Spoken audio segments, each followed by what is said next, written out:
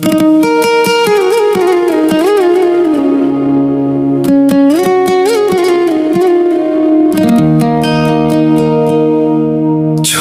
डेला दुनिया रे, बाकी छोड़ लेना माई।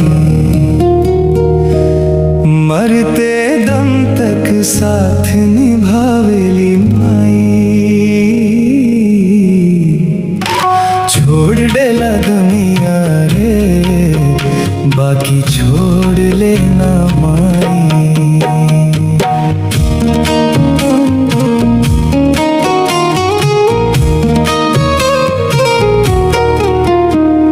सब लोग बदल जाला समय के संग संग। सुख में साथ देवे, दुख में हो जाला तंग। सब लोग बदल जाला समय के संग संग। सुख में साथ देवे, दुख में हो जाला तंग। दुनिया भुला जाला, ना भुलावे माई। छोड़ देला दुनिया रे, बाकी छोड़ लेना माई। छोड़ देला दुनिया रे, बाकी छोड़ लेना माई।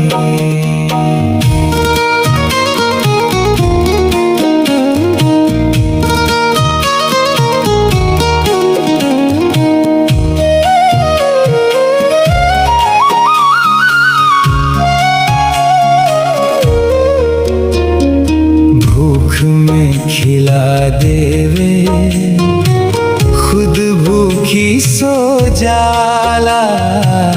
आंसू के पीछे अपना दर्द छुपा जाला।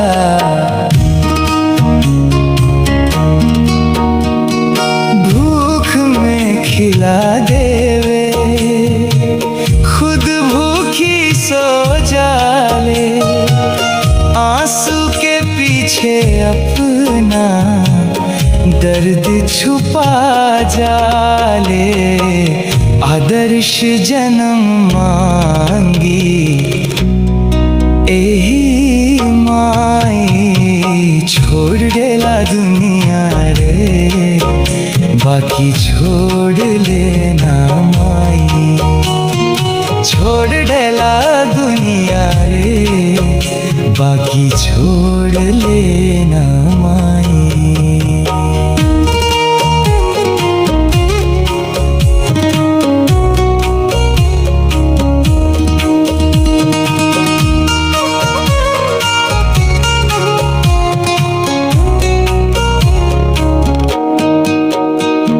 जब ना रही माई, सुना लगे जहान।